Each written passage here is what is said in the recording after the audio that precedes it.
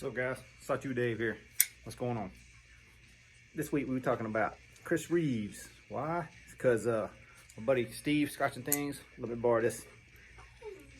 Y'all may know, like, he had my Old Dominion Chupacabra. He sent it back to me, and he asked if I wanted to borrow anything. I said, yeah, let me check out Chris Reeves, because, you know, just interested, I guess, before all the bullshit from the last week happened, whatever. I was just kind of interested in the brand. I've never owned one. I've handled quite a few, but I never owned one of these.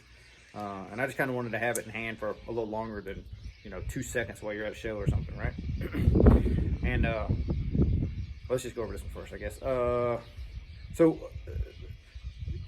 I kind of knew what to expect, but just in handling or whatever, Steve had wanted me to sharpen it a little bit, so I did sharpen it, and then Darcy thought it was mine, and she started jabbing and scraping and everything else. It's not bad, but the tip's got a little wear in it already, so I'll have to redo the tip for you, Steve, but the rest of it's got a little edge on it. But obviously this is a Tanto, this is a 31, which is interesting to me because, instead of the, motherfucker, I just cut the shit out of myself. You see that shit? It is sharp. Instead of the titanium being the actual what's locking up on the backside of the blade, it's a ceramic detent ball that's in there, and that's what's doing it. So it's I've heard good and bad things as far as like action stuff goes. I won't say this thing has phenomenal action, but I don't think you buy a Chris Reeves for action, right? You buy it for the feel of it, precision, quality of it. Like, you can definitely tell when you pick one up and handle it. It's definitely made different than a traditional knife would be. Sorry, dog's right here. I thought he was about to bump it. I like how it's made. I like the action of it. It's not bad at all. The two things on this one that I would probably change, well, obviously I'd tune it the way I want to tune it, but then I'd probably get rid of this. Well, I know I would get rid of the lanyard because I don't really have a use for them. And then same problem I have with every knife that only has single studs instead of double stud. I always want double studs. Other than that, I could, if it was mine, I would already fix both of those issues. Overall, I've really enjoyed the knife. Cutting with it the little bit I have, damn, I got blood everywhere now. Cutting with it the little bit I have, I've enjoyed the hell out of it. It seems to perform as good, if not better, than most of the other knives that have hollow grinds, like in the same, for my uses anyhow. I dig it. I dig it a lot. Well, in sending this, I kind of sort of knew that I would be more drawn to the Unizon. I always kind of have been drawn to the Unizons, but I wanted to see a regular Sebenza because I've never really spent a lot of time with a Sebenza. But I think from this point forward, I think I'm pretty much going to be in a search for a Tanto Unizon. So anybody holding that wants to get rid of one, hit me up. I'm interested.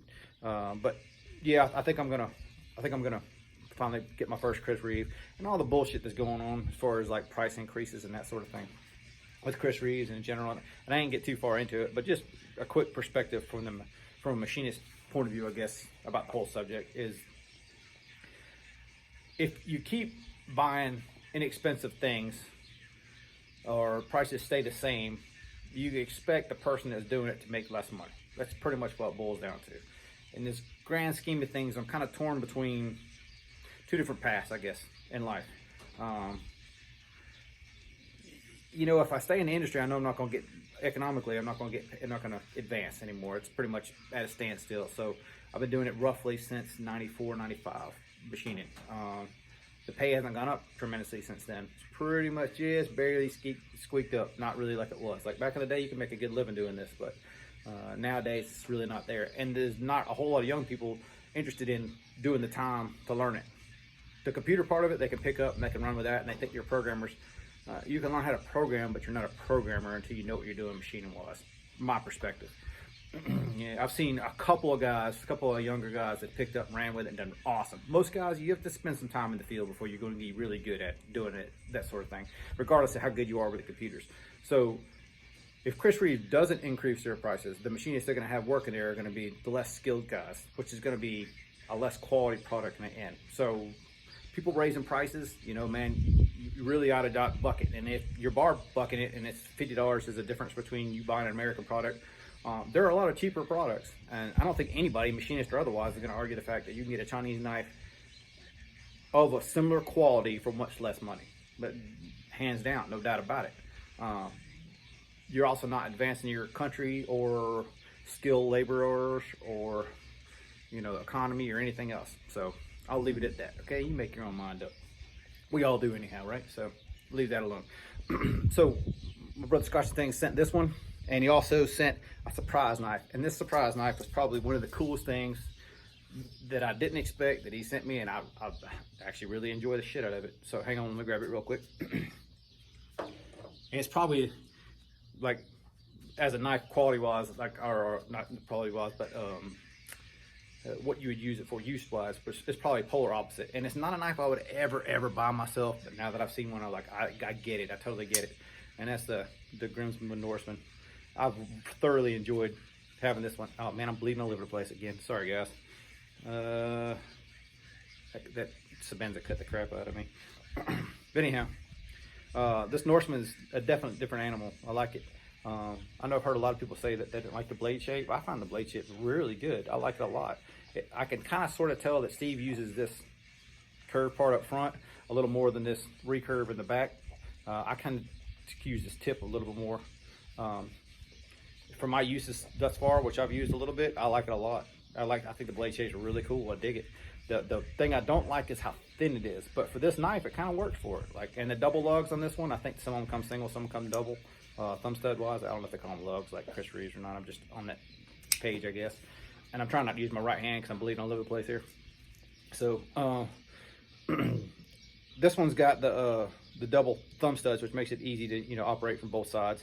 I've heard other people complain about some various other little small imperfections. Same with this Chris Reeve, and I think both of those are pretty much like just learning the knife. I don't think there's anything about either one of these that are like, if you can't use that blade shape, well, you just haven't tried. Like, it's not hard to use it. You just got to figure out what works for you and what doesn't. I mean, it may not work for your everyday tasks, so it may be something that's more of a novelty for you, but I find it pretty good for most of my tasks. Being that thin, let's see what else I got. Closest thing I have to a knife this thin and this small, to both of those, is going to be the custom gripper I got from Jason. And thin wise, you can see that it's still a good bit thinner. This Grimsmo, let's see if I can turn it right. The Grimsmo is a good bit thinner. It just feels lighter, and it's a much bigger knife than this is too, and it's much thinner. Let's see if I can show you without bleeding all over the place here. See, it's a much bigger knife. Weight wise, probably pretty close. So they've definitely done what they needed to make it a larger knife, thin, easy to carry, and that sort of thing. Like, I found it super easy to carry, even in gym shorts, just sliding in the pocket. But it works great, man. I dig it a lot.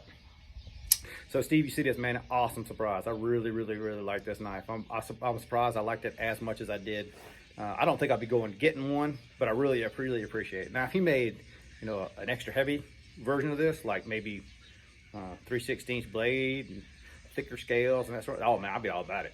I really would. I really do like the blade shape. I kind of wish it was a little broader, but no big deal. The milling he does, the CNC milling, I remember when he first started, when I first started, and he was using, I think before he even got the Tormac, I can't remember what he was using, or maybe it was right when he got the Tormac, and he was talking about tool pass and doing different things. I kind of remember that from back in the day. Like, he's definitely progressed good. You can tell that he's a perfectionist and getting everything better and better. But the tool pass on this are kind of interesting because you can tell it's all done with a ball mill or a bull mill, one of the two.